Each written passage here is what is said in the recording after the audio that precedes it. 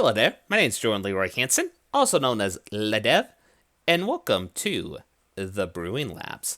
Now, I'm going to make a few quick announcements real quick before we get on with the episode. First announcement, this is going to be the last episode, no, not the last episode in general, I'm still going to make more Brewing Labs episode, but this is going to be the last one in a specific format that I do here. Usually my format is I go through the quick deck tech and then I show off a few gameplay footage and such. I'm going to try it in the future to actually make the deck tech video separate and do some separate editing with that, as well as just have the gameplay video separate. I feel like this will help make the video shorter, which can help people engage with it if they want to watch it and such. Or if they want to just specifically see the deck tech real quick, they can just get the deck right off the bat. Or if they want to see the video, kind of like the gameplay interactions of the deck, then they can watch that. So this is going to be the last Brewing Labs episode where we're going to be in the specific format that I've been doing for the past few episodes and such. So let you know that. Also, second announcement, if this video is coming out the time that I believe it would be kind of like Monday morning, Monday evening I'm actually going to be participating in a streaming event, the great creator Jank Brew Off, I believe it is. It's hosted by Maciel, the creator that I was referencing with the last video and such, so I'm going to be pretty much participating within that event, pretty much play a few games, show off a few of my jankier decks and such, and just have fun with that. Overall, though, let's actually get on to the deck. So the deck is called Enchanted Skies, and it's a card that's mostly brewed around one specific card, Alia Artful Provocateur, 1 in Esper, aka white, blue, and black, for a Fairy Warlock 2-free that has Flying, Death Touch, Lifelink, very nifty, but also gives our other creatures an attack boost, and also whenever we cast an artifact or enchantment spell, create a 1/1 blue fairy creature token with flying. Now, one thing you might notice right off the bat is that for an Esper card, this doesn't look like an Esper deck. We actually are running 4 colors in this deck. This is kind of the first time I did that. My original iteration of this deck, I did try to do an Esper variation of it, and I believe you can still get one going, but I haven't able to refine it enough to actually be able to make a video on it. However, this 4-color variation actually is something that I actually like a lot. So, mostly, let's just look at our 1-drops real quick. We run Hateful Eidolon, just a perfect 1-drop in this deck. It allows us to make our control auras become card draw engines, which is just very nifty, especially with Deadweight, and also another one, Maya's Grass, which is perfect. We also put in Shadow Spear. Shadow Spear is just a really good card, especially since some of our creatures are going to get really, really big. So being able to give it Trample and Lifelink is very nice. I would also say keep an eye on this card for potentially when Ikoria comes out, because if a mid-range to a really big creature deck can become a Thane, which honestly, it's still technically a Fiend if you look at all the teamer mid-range decks like Elementals and such, or even other creature-oriented deck designs, I still think you need to really keep an eye on this card, because I do think this card is very, very viable in the current standard meta, especially since we're going to go against like aggro-based meta decks and all that stuff. Granted, that's speculation, so we're going to see. Next up, we put in Eidolon of Stretchin', pretty much just a 2/1 first strike. The factor that loyalty abilities of Planeswalkers your opponent's control cost 1 more to activate is nifty. Not necessarily, though I do have to admit the fact of making a turn free Teferi really awkward is kind of nice. We're mostly doing it because it's an enchantment creature, and also it's a 2/1 with first strike, which is lovely for this deck. We also put in a 2 of Fae of Witches. Now, this is the other fairy in the deck, and this one is mostly late game. We have a bunch of sideboard stuff, which we're going to show off once we get into the main deck. Mostly, we have a very good situational. Our curve kind of ends at between 5 in this deck, but we have some more late game stuff or really specific tech cards that we can use to essentially use Fae of Wishes to dig it out of our deck. Still one of my favorite cards of last year. I do like playing with the card a lot. Plus, also, it's just a 1/4 flyer, which can help with this deck, so it's nice. Also, another control enchantment we're playing is Maya's Grass, giving a creature -3/-3. It can mostly kill a majority of early game creatures and helps us with card draw with Eidolon. We also put 2 of Heliod's Sun Crown in the deck. This is just a really, really scary card in this deck.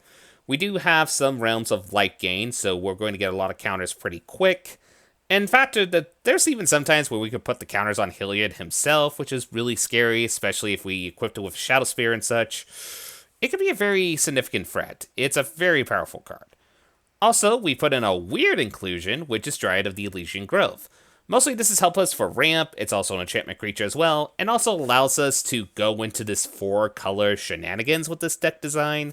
The fact that we can play an additional land, but also any of our lands can tap for any mana of any color, essentially, helps us with the 4-color shenanigans of this deck.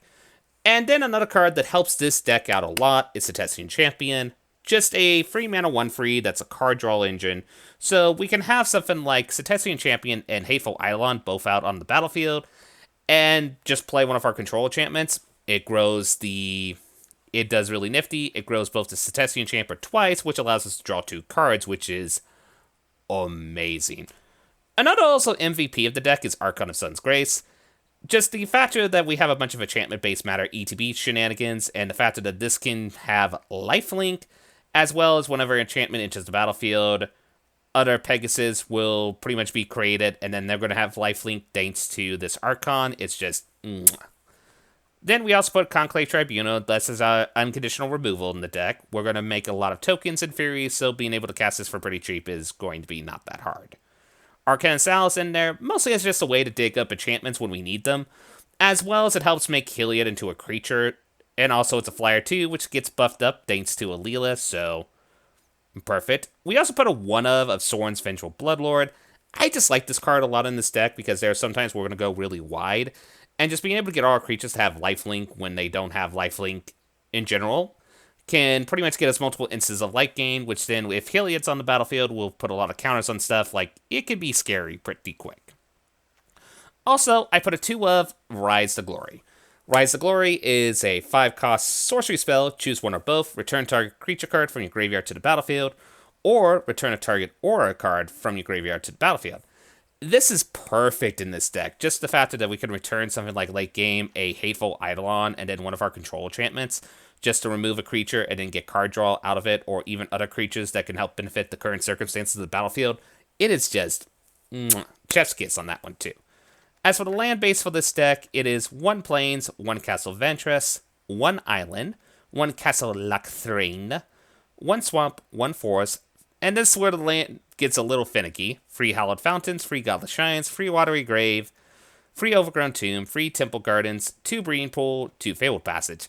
So it's safe to say the mana is definitely not the most friendliest mana in the world. Though, honestly, I think you can tweak this to be just more forest and just a lot of basic lands, especially if you put maybe like a 4 of Dryad of the Elysian Grove, since, like I said, the factor that our lands can tap for any color of mana can be very, very powerful. Now, as for sideboard, we do have our typical stuff, like we have 2 Duresses, just against control matchups, we have 2 Prison Realms, 2 Shadow Disguise, because we need board wipes, and then this is where we get into the 1-ofs, just to get out with Fae of Wishes. Another Sorin in the sideboard, just in case if we can't get it. Kayla's Destiny's Hands both works as a way to get tutor for stuff, as well as being able to use the removal spell, plus the -7 if we get to it, and we have a lot of enchantment creatures in our graveyard is just insane in this deck. Ashiot's Nightmare Mules, just a good 5-mana planeswalker tutor with Fae of Wishes whenever the board state demands it, especially if the opponent has an empty hand. Liliana Dreadhorde General, just another good card draw engine in the deck, as well as creating zombies, and if we get to the ultimate, well, win the game.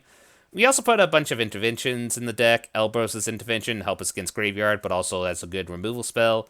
Hiliod's Intervention against kind of like Boggles, like Selesnya decks. And Nyla's Intervention, I'm going to make an argument that if you're a green deck, you might actually want to consider this card more for your sideboard. Mostly because against the current Azorius control, because if you can get this off without it being countered, this can kill Dream Trawler pretty easily without having to worry about targeting it. So, just something to keep in mind. Like, if you're not playing black and you don't have stuff like Playcrafter or stuff like that, so just something to keep in mind. Nevertheless, that is the deck. Oh, yeah, yes, we're going to save this. Thank you. So we're going to play a few best of 1-ofs just to show off kind of like the gameplay of the deck. For the sake of time, I'm not going to show the best of 2-of, but like I said, this is a really modifiable deck, and I kind of like it a lot, actually. So we're going to go against George Dubaya, apparently. Okay, so we got a really good hand here. We do got black mana, we got the Maya's Grasp, and we can just Fable Passage to get the white mana we need for Eidolon of Obstruction. I like the hand, we're keeping it. So our opponent's playing potentially ramp. And even we got Castle Vantress, which helped us get to turn 3 pretty easily, so that's perfect. So we're going to get that plains we need. Badoo.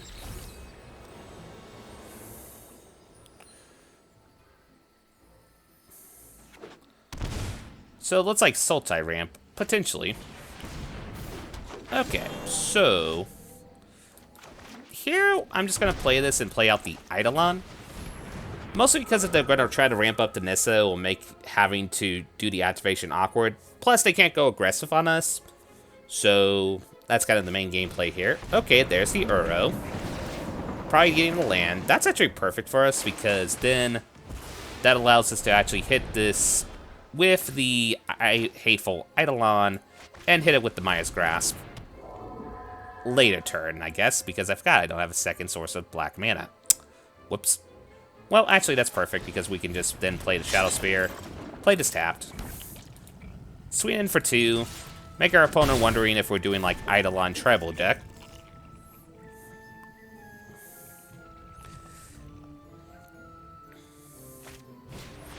There's a second Uro.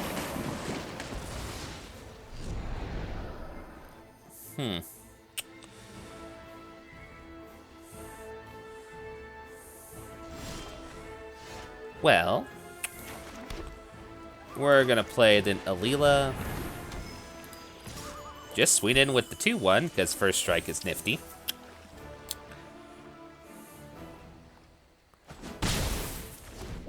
Our opponent's really trying to get a 4th land here, it seems. There's the second Paradise Druid. Come on, tap the Paradise Druid. Tap the Paradise Druid. Our opponent's thinking here. They're probably thinking about doing, like, Tyrant Scorn, I believe it's a spell, and they're trying to decide what they want to Tyrant Scorn.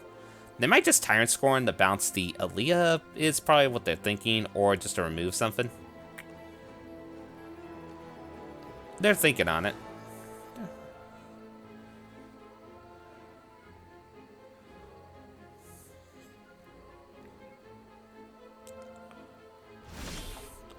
They decided not to go for it, which is interesting. We're gonna begin combat. We're gonna swing in for 2. See how our opponent responds here, because they do have 2 mana open.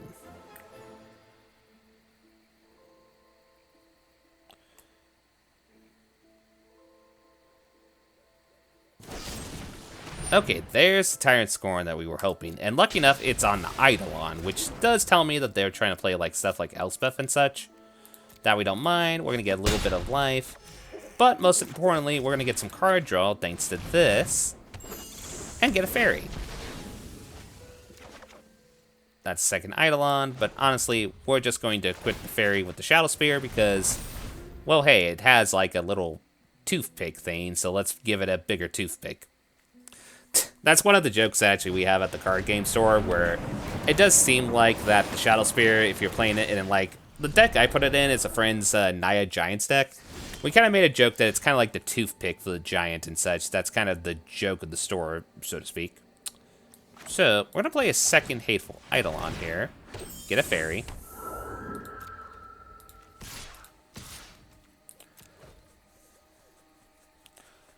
And we're gonna swing in. Now, here's the one thing about this deck that... what do we want to do here? We could just cast a fairy just to make our board presence wider, but I don't really want to at the moment because it could be potentially we're going into a board wipe. There we go. There's more ramp for our opponent. So they have free mana open to them.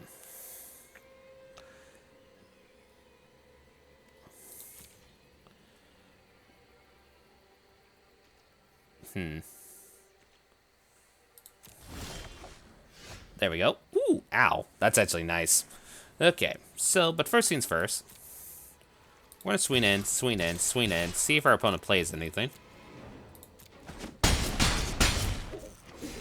Now, here's one tip with this deck that's not like an amazing pro move, but it's actually pretty nifty.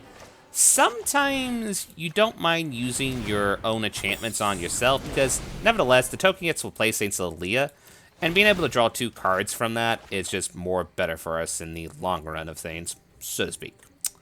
So just a little tip there regarding to playing this deck. Don't be worried to sometimes play your removal enchantments, especially if your opponents are not playing anything, on your own tokens, especially if you can regenerate the tokens thanks to either Aaliyah or even on an Archon token and such. Well, there's a big Hydrate Crisis. Well, big in quotation marks. Our opponent's just pretty much casting that, gets a have to at the moment. So let's take a look. Honestly, the best play here is just play and show off Rise to Glory's glory, so to speak, to return our Eidolon, return our Grasp. We're attached to Maya's Grasp to the Koval, to the Crisis, Black Brain Fart, draw some more cards. Play a land.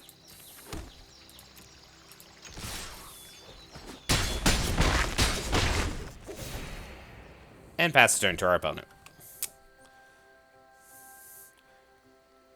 Under normal circumstances, we've pretty much got the game unless they got a trick up their sleeves. And we got the game. Yes! Enchanted Skies did some shenanigans. Okay. Oh, we got some stuff. We got Siona. We got that. Ooh, nice. We'll open the pack at the end of the video, but for now, let's just play one more match, and then we'll call it a night with the video. We're going against Rempulance.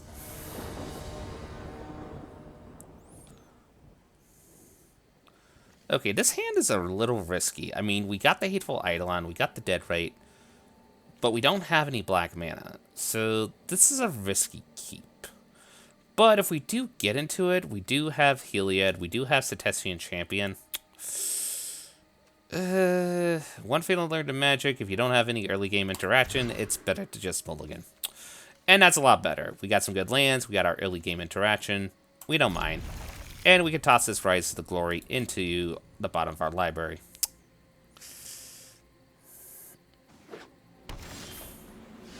And hey, we got a Cetesian Champion. So what I'm going to do is ping myself, play out the Shadow Spear. I was actually able to trade for 4 for this last Friday and such, a foil of it. So I was kind of happy I was able to do that. Someone was trying to brew a ramp deck, so I was able to get them some of the core pieces. Ah, it's Esper Control. This is going to be a little finicky. One con of this deck is if you don't get any of your card draw engines, they take out the Maya's Grasp? Oh, probably because they have Absorb mana or some shtick like that. At least that's what I think is the logic. Nevertheless, we're going to play out the Hateful Eidolon, play a land, tapped. They probably know we have the Conclave Tribunal up, so to speak.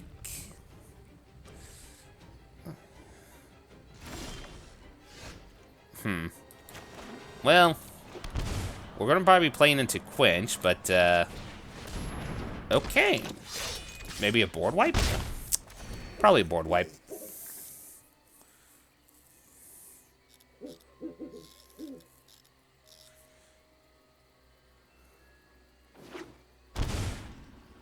Kai's Wrath, Shadow to Sky.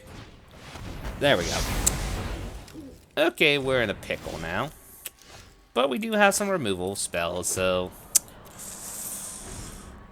it depends. If our opponent's more like they use Planeswalkers as their finisher, we should be alright. But if they're more of the, we're going to play stuff like Dream Trawler and such, then we are in a teeny bit of a pickle.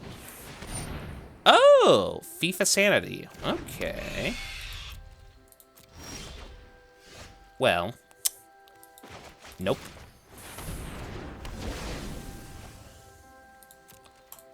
You're not stealing our stuff, opponent.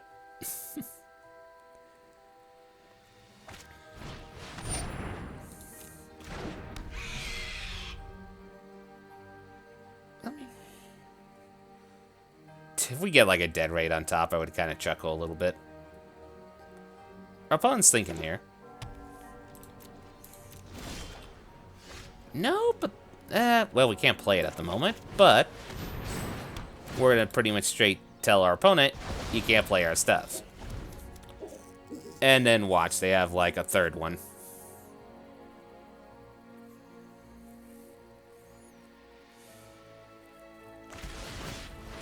Okay, not a third one, but they had the Mortify to deal with our Conclave Tribunal. That's fair.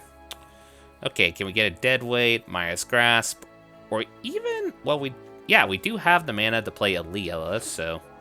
But the problem is they could also have a second removal spell in hand, so we gotta keep that in mind. Not what we wanted, but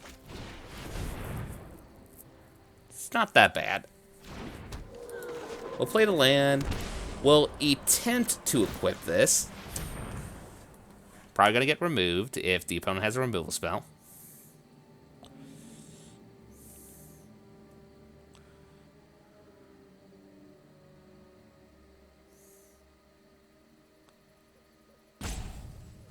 Do you have the removal, opponent? Yeah, they had the Tyrant Swarm. Okay, fair enough.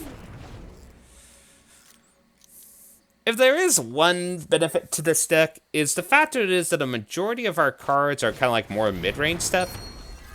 Well, that's an interesting inclusion.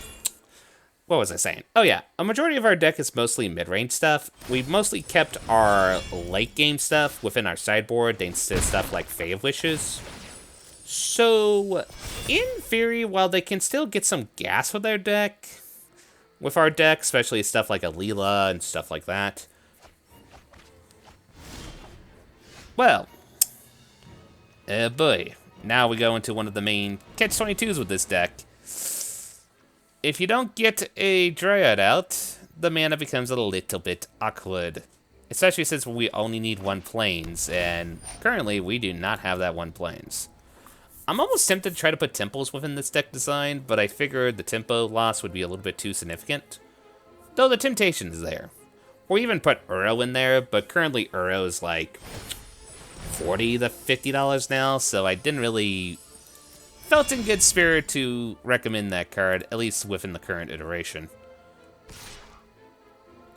And now the problem is our opponent's got a lifelink FIFA Sanity, so we really need to draw a specific removal spell, or at the very least, mana to play the Archon and hope they don't have removal. That's pretty much our catch-22 here.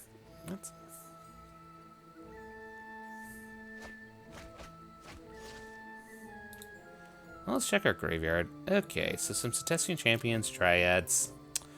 Also, pulling a Rise from Groy would help out a lot in the current moment.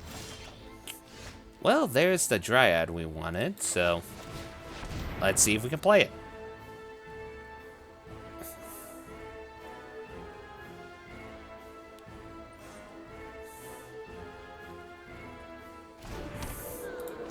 Let's see if we can equip it.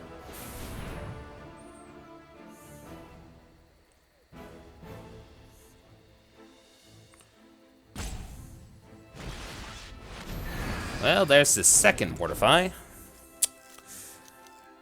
Ugh, can't wait.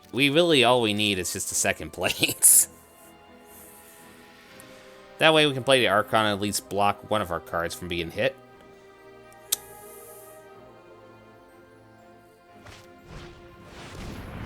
Oh, they pulled the second Rise from Glory. Okay, we're in a pickle. Wait, why did you give lifelink to the one that doesn't have haste?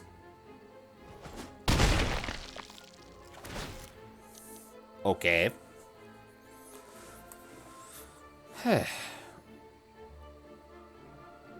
Yeah, if we don't top deck something, I think we might just call this the game, because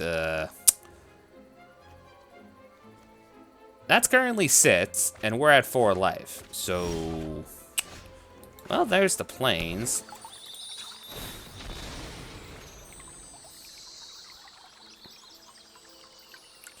And we milled the Plains. So, yep.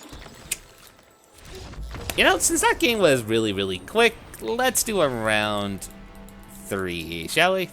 Because, ouch. And yeah, that is one fault of the deck. Like, I could probably manipulate the deck a little bit more to have maybe like 1 or 2 more additional white sources. But I do feel like Dryad maybe is both the strength and the weakness of this deck. Anyway. Okay, I like this. We have Castle, we have Eidolon, we have Removal. The only catch is we don't have enough mana for the Arcanist Owl, but we hopefully draw into a Dryad, so we should be fine. There's also the argument to maybe do like a 2-2 split with maybe like 2 of the Dryad and 2, like, for example, Chromatic Lantern, since that's still standard legal. But I do like Dryad a lot more since it does allow with the Constellation ETBs that we have within the deck design. So this could be anything. This could be Temur Reclamation, this could be Temur Adventures. We'll see. Nevertheless, we're going to play our Eidolon of Obstruction.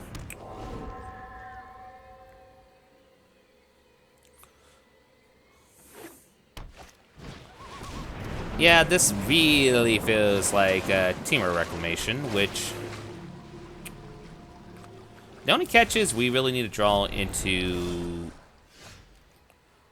well, pretty much any of our...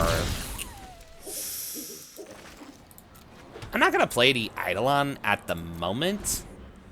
Mostly because they're probably having stuff like... well, there's the first Wilderness. Well, let's see. Can we play a Shadow Spear opponent?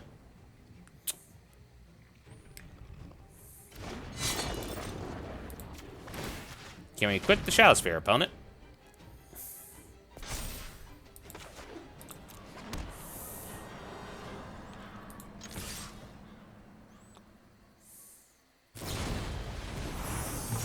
Fair enough, opponent.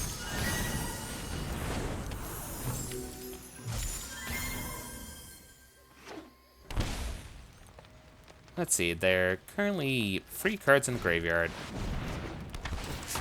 They play that, draw some cards. Ugh, that's annoying because then they could have Fox's Intervention. Ugh. Okay, so let's think here. Let's first try to see if we can play the Hateful Eidolon. Then let's, quote-unquote, play the Eidolon of Obstruction and be like, oh, you're gonna... okay, they don't have Fox's Intervention? Really? Okay. In that case, then, we're going to have to do it on this. I kind of want to do it on the Brazen. Okay, they're trying to draw into the Fox's Intervention. Okay.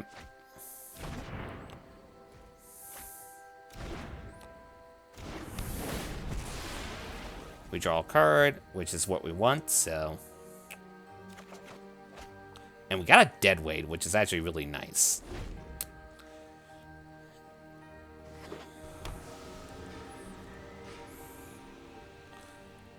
Our opponent's looking at their graveyard, so they're going to cast Uro, which, yeah, makes sense.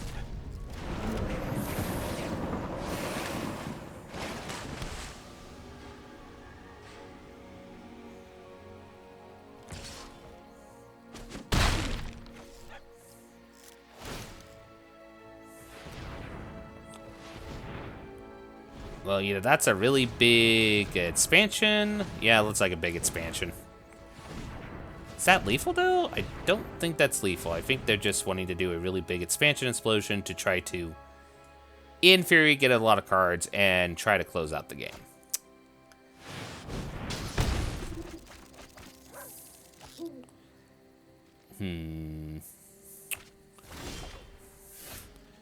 Well.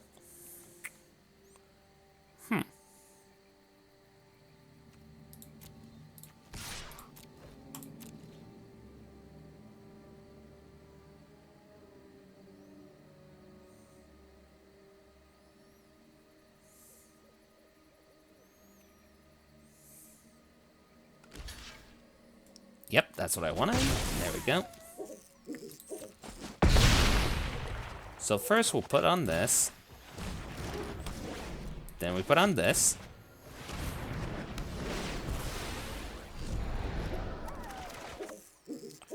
We draw some cards, which is nice. We're gonna activate this.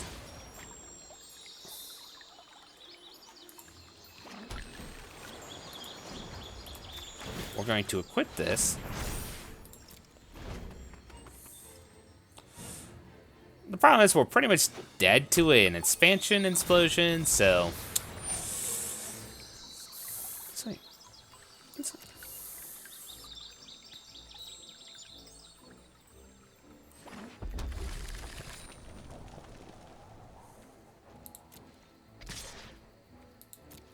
Do they have the expansion is the question.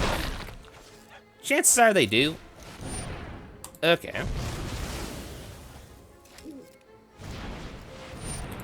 Uh-huh.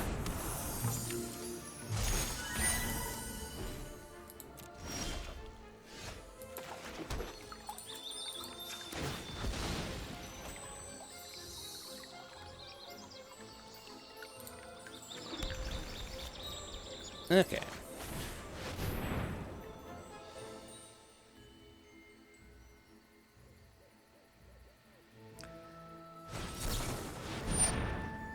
Yep. We're gonna call it a night. Oi. So, yeah.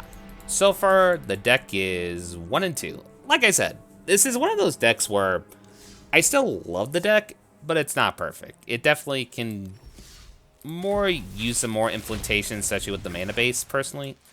Nevertheless, I'll have the deck list in the video in the captions down below. Here's the deck one more time. If there's one thing I would probably include in the deck, it's probably more early game enchantment hate, or at least maybe banishing lights. I do like the Conclave Tribunals, but also I think I do want to try to do like a 2 banishing 2 Conclave Tribunal. That was something I was seeing in the early game iteration of my Esper variation of the deck, but that's something to consider. Nevertheless, that is... Okay, yep, that's the new card we got. That is Enchanted Skies. I hope you all had a lovely night. This is LevDev, signing out. Badoo!